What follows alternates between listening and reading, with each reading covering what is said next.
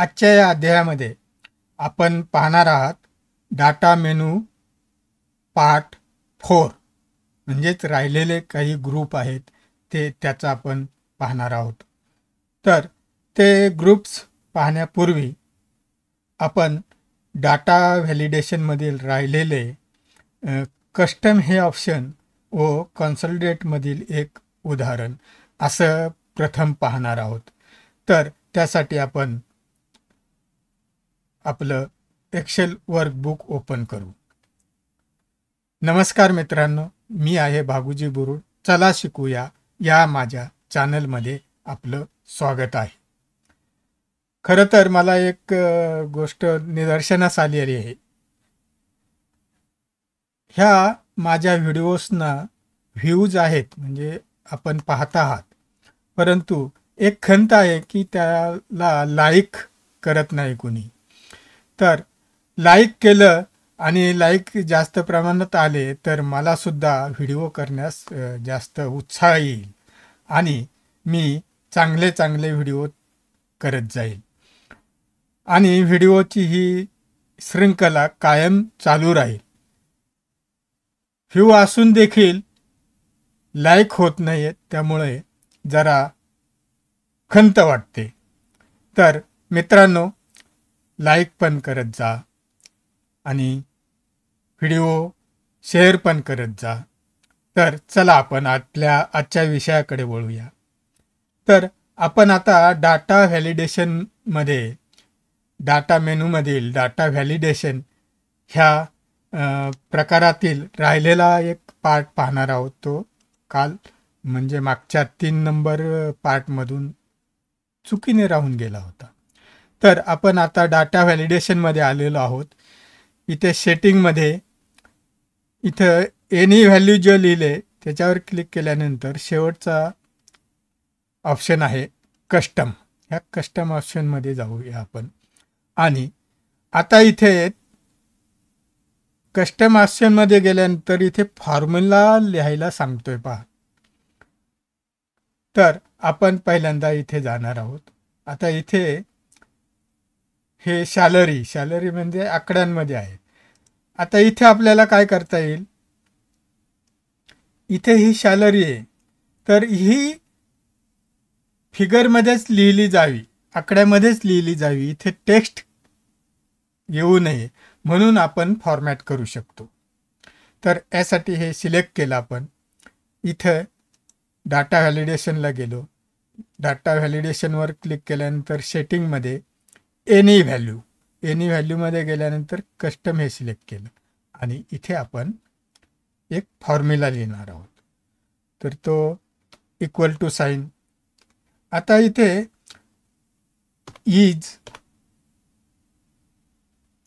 Is number करणार आहोत. NUMBER is number bracket open. आणि इथे आपण ही रेंज देऊ शकतो. खरं तर इथे पहिल्यांदा तो एकच सेल घेतो. आता ही रेंज दिली आणि ओके केलं आपण. तर आता ओके केल्यानंतर इथे आपण समजा H लिहिलं म्हणजे अल्फाबेट लिहिलं आणि एंटर केलं तर तो इथे एरर दाखवते. तर हेच आपल्याला पाहिजे की जर हा कॉलम जर फिगरचा आहे किंवा आकडे लिहिले जाणार आहेत, संख्या लिहिली जाणार आहे, तर इथे चुकीने देखील टेक्स्ट टाईप होऊ नये, त्याची खबरदारी घेण्यासाठी असं फॉर्मॅट केलं जातं. आता इथे इतर कुठल्या याला पाहिलं तर हे आपलं ओके इथे घेतलं त्याने. आता के लिहिलं, एरर दाखवते म्हणजे इथे कुठेही अल्फाबेट घेत नाही. हा त्याप्रमाणे सिलेक्ट झाला. तसंच आता आपल्याला इकडं नावाच्या ठिकाणी आपल्याला आकडे येऊ नयेत, फक्त टेक्स्ट यावं. त्यासाठी आपल्याला इथे हे सिलेक्ट केलं आपण. परत डाटा व्हॅलिडेशनला गेलो, सेटिंग, इथे एनी व्हॅल्यूच्या ठिकाणी ड्रॉप डाऊन केलं, कस्टमला गेलो, इथे फॉर्म्युला लिहिला इज इक्वल टू इज. आता इथे हे टेक्स्ट आपल्याला हे करायचे म्हणून टेक्स्ट लिहायचं आहे, TEXT टेक्स्ट, ब्रॅकेट ओपन, आणि ही रेंज दिली आपण, ही रेंज दिली. ही रेंज दिल्यानंतर आपण ओके केलं, ओके केलं.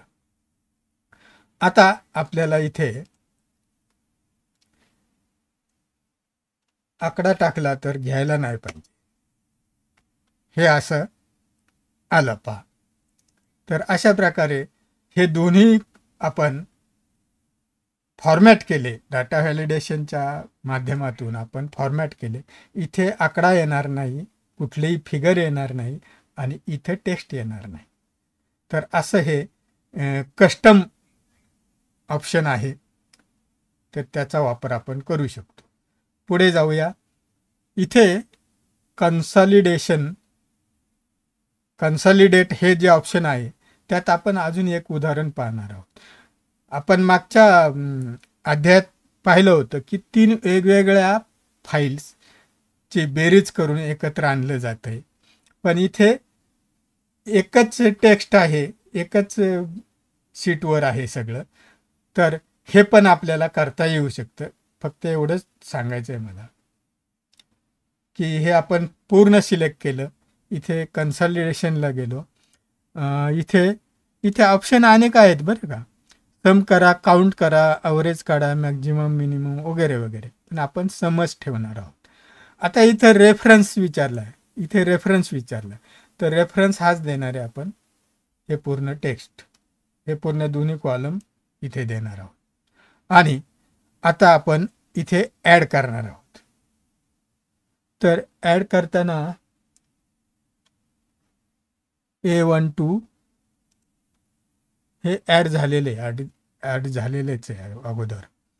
आता आपण इथे पण हे केले, use label in top row आणि लेफ्ट कॉलम, टॉप रो आणि लेफ्ट कॉलम, आणि ओके करूया.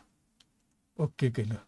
पण आपण हे source, reference, overlap, destination, okay.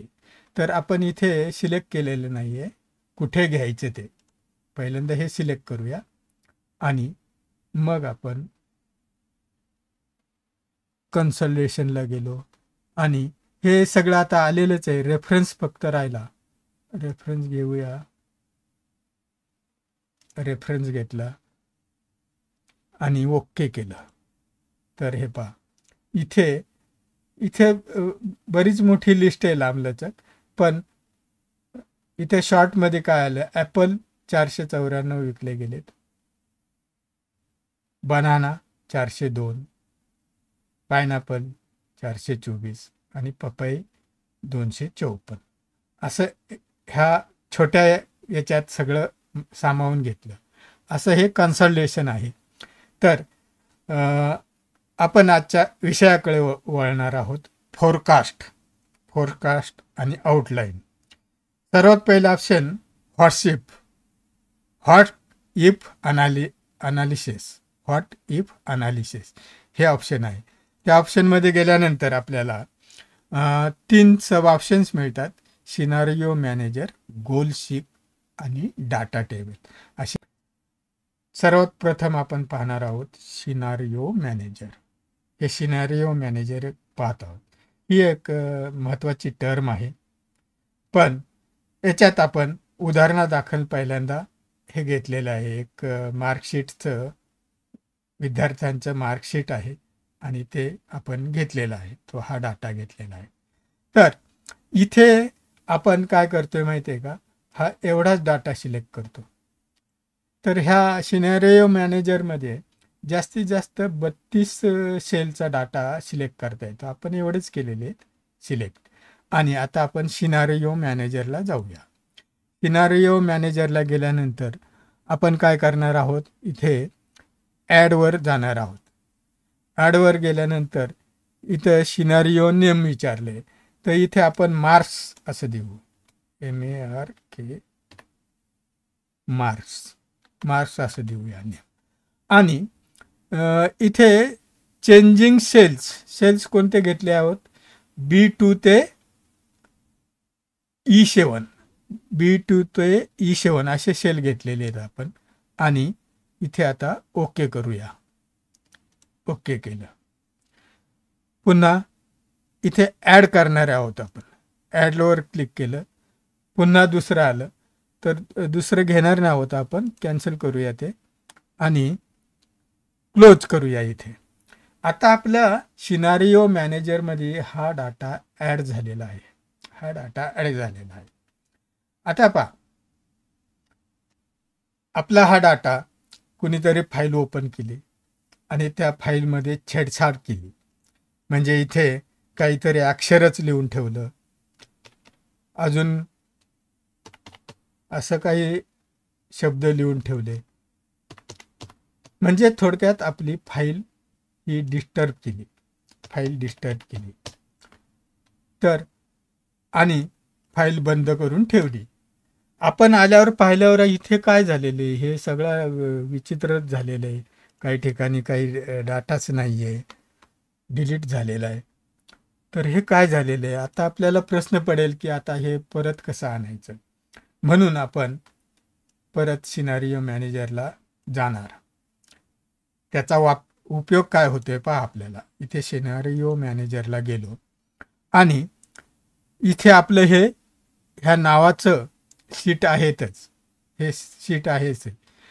इथे पहा, इथे शो म्हटलेलं आहे. या शोवर आपण क्लिक करणार आहोत. शोवर क्लिक केल्यावर आपला डाटा पुरवत आला. ज्याने कोणी हे डिस्टर्ब केलं होतं आपल्याला त्रास देण्यासाठी, तर आपण ह्या सिनारिओ मॅनेजरचा अगोदर उपयोग केलेला होता म्हणून यातून वाचलो. सिनारिओ मॅनेजरचा अजून एक पार्ट पाहणार आहोत. इथे एक ऑफिसचा सेटअप साठी काही दिलेलं आहे आपण आपल्या इथे. समजा एक ऑफिस मध्ये काम करत आहात तुम्ही. ऑफिसचा एक सेटअप बसवला जातोय, म्हणजे नव्याने सुरुवात केली जाते, ज्यामध्ये तुम्हाला 4 गोष्टी मार्केटमध्ये चौकशी करायच्या आहेत. असे काम दिले आहेत. त्या आहेत काय? त्यात काय आहेत? टेबल, चेअर, साईड डेस्क आणि क्लायंट चेअर. टेबल आणि क्लायंट चेअर हे 4 आयटम तुम्हाला दिले आहेत. यासाठी कंपनीने एक बजेट ठेवलं आहे. ते बजेट काय? टेबलसाठी 20,000, चेअरसाठी 10,000, साईड डेस्कसाठी 8,000 आणि क्लायंट चेअरसाठी 10,000. असं मॅक्झिमम बजेट 48,000 ठेवलेलं. म्हणजे हा एक सेट घेण्यासाठी मॅक्झिमम बजेट आपल्याला 48 आहे. याच्या पुढे जाता कामा नये असं ठरवलंय कंपनी. तर हे सगळं असल्यामुळे आता तुम्हाला कल्पना आली असेल की तुम्हाला आता मार्केटमध्ये जायचे. मार्केटमध्ये जाऊन ह्या सर्व आयटमची वेगवेगळ्या ठिकाणी चौकशी करायची आहे. आणि ती तुम्ही चौकशी केली समजा. आणि ही चौकशी केल्यानंतर तुम्ही त्याचे 3 प्रकार केले. एक लो रेंज, मिडल रेंज आणि हाय रेंज. असं सगळं चौकशी करून आल्यानंतर तुम्ही तुमच्या मॅनेजरला हे सांगितलं की लो रेंज केले तर एवढं राहील, हाय रेंज केले तर ही राहील, वगैरे वगैरे. पण मॅनेजरला ते तुमच्याकडून रायटिंगमध्ये पाहिजे. लेखी स्वरूपात तुम्ही माझ्यासमोर प्रेझेंट करा म्हणून असं सांगितलं. तुमच्या मॅनेजरनी तुम्हाला लिखित स्वरूपात देण्याची आज्ञा दिली किंवा द्यायला सांगितले, तेव्हा तुम्ही एक्सेलमधील सिनारिओ मॅनेजरची हेल्प घ्यायचं ठरवलं. आणि हॉट इफ अनालिसिस यावर क्लिक केल्यानंतर सिनारिओ मॅनेजर वर क्लिक करून तुम्हाला हा डायलॉग बॉक्स मिळाला. तिथे तुम्ही ॲडवर क्लिक केलं. ॲडवर क्लिक केल्यानंतर सिनारिओ नेम विचारलं. इथे तुम्ही नेम काय दिलं? लो रेंज लो रेंज असं दिलं. आणि इथे तुम्हाला रेंज द्यायला सांगितली, तर ही रेंज देण्यासाठी तुम्हाला इथे जावं लागलं. ही रेंज दिली B3 ते B6 ही रेंज दिली तुम्ही आणि ओके केलं. ओके केल्यानंतर तुमचा ओरिजिनल जे बजेट आहे त्या फिगर्स इथं आल्या. आता तुम्ही इथे मग काय दिलं, लो रेंजला टेबल तुम्हाला कितीला मिळते, 10,000ला मिळते. तर चेअर ही 5,500 हजाराला मिळते लो रेंजमध्ये. आणि साईड डेस्क 4,000ला मिळतोय, 4,000. आणि क्लायंट चेअर ही 6,000ला मिळते, 6,000. असं इथे लो रेंजमध्ये तुम्ही नमूद केलं. ओके केलं. ओके केल्यानंतर इथं हा डायलॉग बॉक्स आला. आता मिडल रेंज द्यायची तुम्हाला. मिडल रेंज दिल्यानंतर इथं काय केलं, टेबल 15,000ला मिळतंय मिडल रेंजमधलं. चेअर 6,000ला मिळते, 6,000ला मिळते. हा डेस्क 5,800ला मिळतोय. आणि शेवटचं क्लायंट चेअर 8,000ला मिळते. असं तुम्ही नमूद केलं आणि ॲड केलं. हेच राहणार आहे. ओके केलं. इथे आता हाय रेंज काय टाकायची आहे तुम्हाला, 18,000 टाकली. इथे 9,000, इथे 8,000च ठेवलं. नंतर पुढे 9,500 अशी तुमची झाली हाय रेंज. ओके. तुमच्या 3 रेंज आल्यात, middle range, low range, middle range, high range, अशा 3 रेंज झाल्या. आता तिन्ही रेंज झाल्यावर तुम्ही ह्या डायलॉग बॉक्समध्ये समरीवर गेले आणि समरीवर क्लिक केलं. समरीवर क्लिक केल्यानंतर सिनारिओ समरी हे आले. Result cell. आता रिझल्ट शेल कुठे घ्यायचा, तर त्याच्यासाठी आपल्याला इकडे क्लिक केलं आपण आणि ओके केलं. इथे रिझल्ट आला पहा. हा रिझल्ट आल्यानंतर इथे काय दिसतंय पहा, करंट व्हॅल्यू म्हणजे आपली बजेटेड व्हॅल्यू आहे. हां. आणि लो रेंज म्हणजे आपली ही रेंज आहे. नंतर मिडल रेंज आहे आणि हाय रेंज आहे. आता यामध्ये हे जे आहे याचा रिझल्ट शेल जो आहे तो इथे आपल्याला टोटल घ्यावी लागेल. इथे टोटल घ्यावी लागेल. तर त्याच्यात आपण असं करूया, इक्वल टू सम, हे चारीची सिलेक्ट करूया, क्लोज, ब्रॅकेट क्लोज, आणि ही आली 48,000. आणि आपल्याला आता हे इकडे पुढे घ्यावं लागेल, कॉपी करावं लागेल. कॉपी झालं. तर अशा प्रकारे हा तुमचा टेबल तयार झाला. इथे बजेट 48,000 आहे. लो रेंजमध्ये 25,000, 25,500 होते. मिडल रेंजमध्ये 34,800 होते आणि हाय रेंजमध्ये 44,500 होते. तर हे आता मॅनेजरनी ठरवायचे. प्रकारे हा सिनारिओ मॅनेजर काम करतो. पुढे जाऊया आपण. गोल शीट. गोल शीट हे पाहत असताना आपण इथे एक पुस्तक विक्रेत्या संदर्भात विचार केलेला आहे. समजा पुस्तके विकण्याचा व्यवसाय करत करतोय आणि माझ्याकडे बजेट आहे 2400 रुपये. तर इथे मी किती पुस्तके घेऊ शकतो ज्यासाठी माझे 2400 रुपयाचे बजेट संपते? तर त्यासाठी आपण सरळ इथे व्हॉट इफ अनालाइज याच्यामध्ये जाऊया.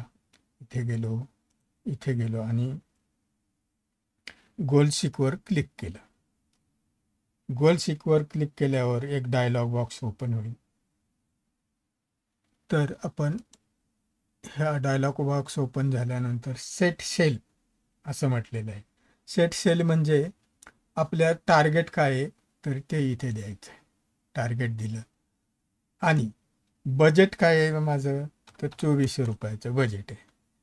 आणि हे 2400 रुपयाचं बजेट अचीव करण्यासाठी मला काय करावं लागेल तर किती क्वांटिटी विकावं लागेल तर ह्या क्वांटिटीवर क्लिक केलं आपण आणि ओके केलं. इथे पहा आपला रेट होता आपल्याकडं, क्वांटिटी मात्र नव्हती. क्वांटिटी होती, एका क्वांटिटीसाठी 60 रुपये लागतात असं दाखवलं होतं. आणि आपण इथे आता बजेट दिल्यानंतर किती क्वांटिटी विकली जाईल, किती क्वांटिटी घेतली जाईल तेव्हा 2400 रुपये बजेट होईल. तर हे 40 दाखवले.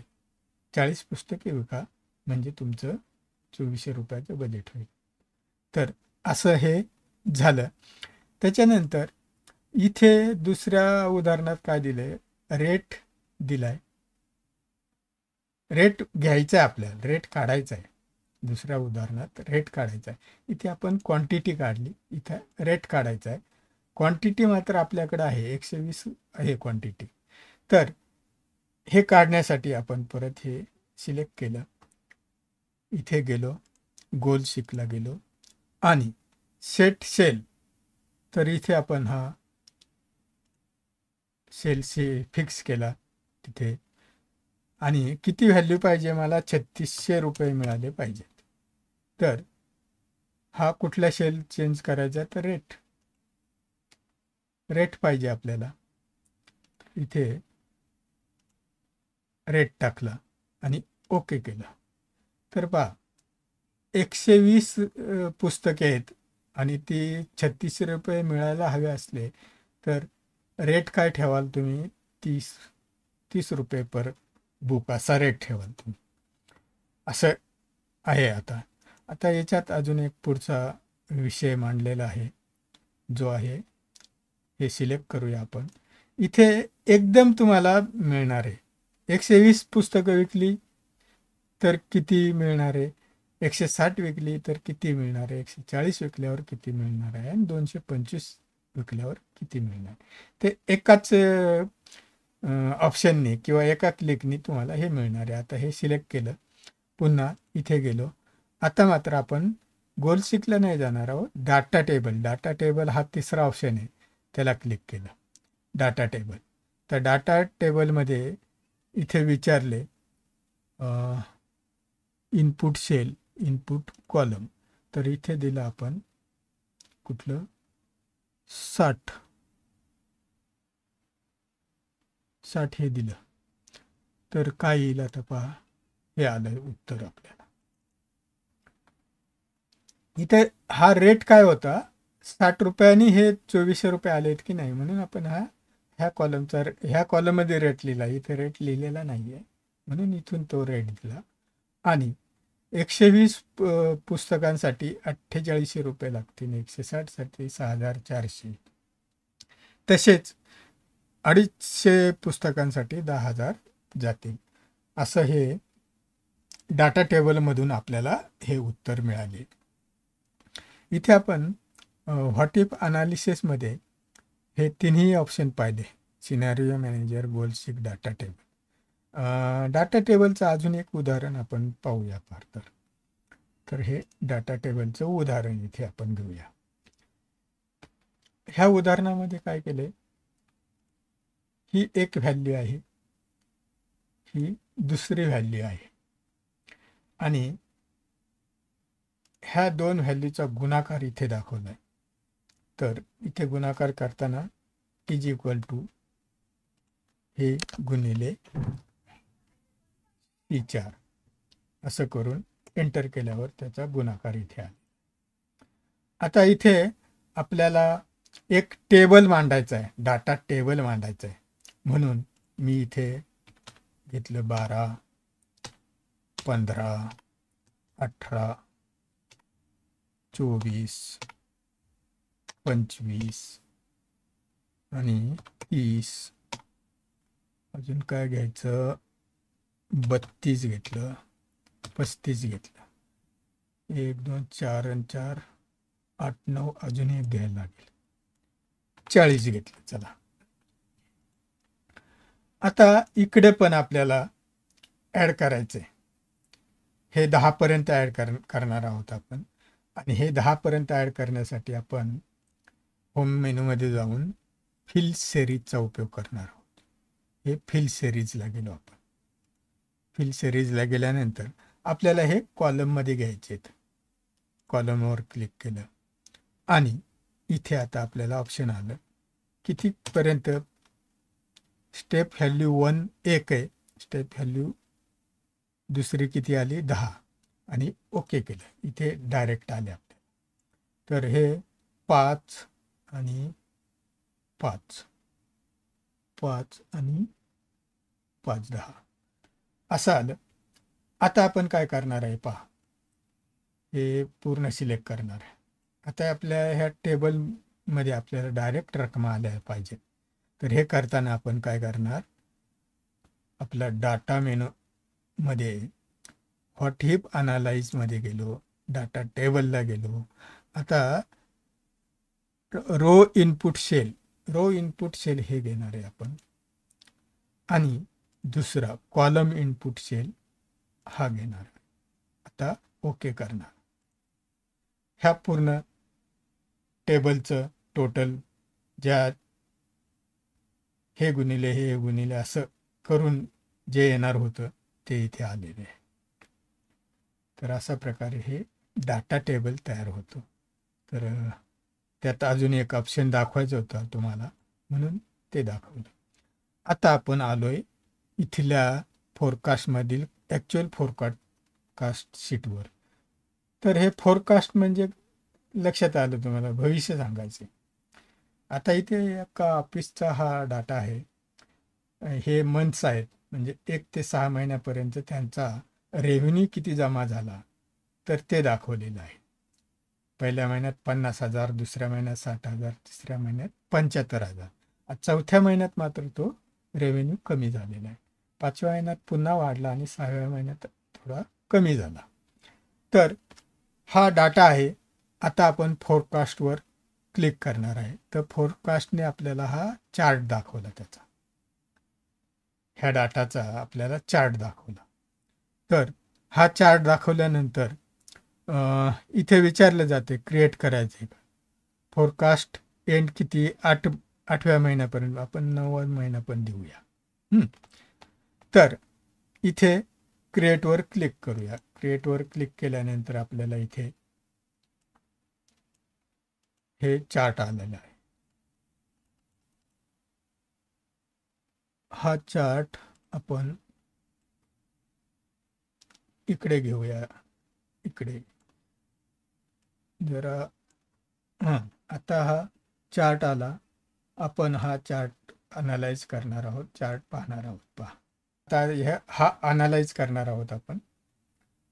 इथे पहा, पहिल्या महिन्यात इथे गेला, दुसऱ्या महिन्यात इथे, तिसऱ्या महिन्यात अजून वरती गेला, चौथ्या महिन्यात मात्र खाली आलेला आहे, 5व्या महिन्यात परत वरती गेला आणि 6व्या महिन्यात परत खाली आलेला आहे. तर हा आपला डाटा 6 महिन्यापर्यंतचा आहे. तर इथे ॲव्हरेज काय दाखवले माहिती आहे का, हा डाटा असा राहू शकतो. म्हणजे आता इथे ही मधली जी लाईन आहे ह्या स्वरूपात राहू शकतो, असं एक भाकीत आहे, फोरकास्ट आहे. आता दुसरं, हा डाटा समजा अजून पुढं 7व्या महिन्यात 60,928 पर्यंत जाऊ शकतो, 8व्या महिन्यात 62,753 पर्यंत जाऊ शकतो आणि 9व्या महिन्यात 64,579 पर्यंत जाऊ शकतो. तर हे एक भाकीत दाखवलेले. त्याच्यानंतर दुसरा प्रकार म्हणजे हा जो आहे तो हा मधला प्रकार आहे, थोड्याफार फरकाने तिथेच राहणार आहे तो. आता दुसरा ऑप्शन काय आहे की त्यात अजून ह्या कंपनीची परिस्थिती खालावली जाऊ शकते. तर ती कशी? तर हा 7व्या महिन्यात इकडे येऊ शकतो, 8व्या महिन्यात त्याच रेंजमध्ये राहील, 9व्या महिन्यात पण त्याच रेंजमध्ये राहील, पण तो खाली खूप मोठ्या प्रमाणात येईल असं दाखवलं आहे. तिसरा प्रकार काय दाखवला आहे की इथूनच 6व्या महिन्यापासून हा वरती जाऊ शकतो.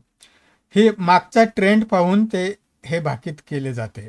मागचा ट्रेंड पाहून हे भाकीत केले जाते. तर 3 प्रकारचं भाकीत केले. एक तर सरळ राहील, एक तर तो खाली येईल आणि अशा स्वरूपात राहील, आणि वरती जाऊन तो 7व्या महिन्यात इथे जाईल, 8व्या महिन्यात जवळपासच्या रेंजमध्ये राहील आणि शेवटी 9व्या महिन्यात 95,000पर्यंत जाईल असं दाखवलेलं आहे. तर अशा स्वरूपात हे दाखवले आणि क्लायंटकडे गेल्यानंतर तुम्हाला क्लायंटला हे दाखवता येईल की हा अशा प्रकारे वरती जाऊ शकतो आणि तुम्ही यात इन्व्हेस्ट करा. तर असं हे फोरकास्ट आहे. आणि फोरकास्ट झाल्यानंतर आपण आउटलाईन हा शेवटचा पार्ट पाहणार आहोत. आउटलाईनसाठी इथे आपल्याला ग्रुप, अनग्रुप आणि सब टोटल असे 3 पार्ट दाखवलेले आहेत. तर ग्रुपसाठी माझ्याकडे हा डाटा आहे.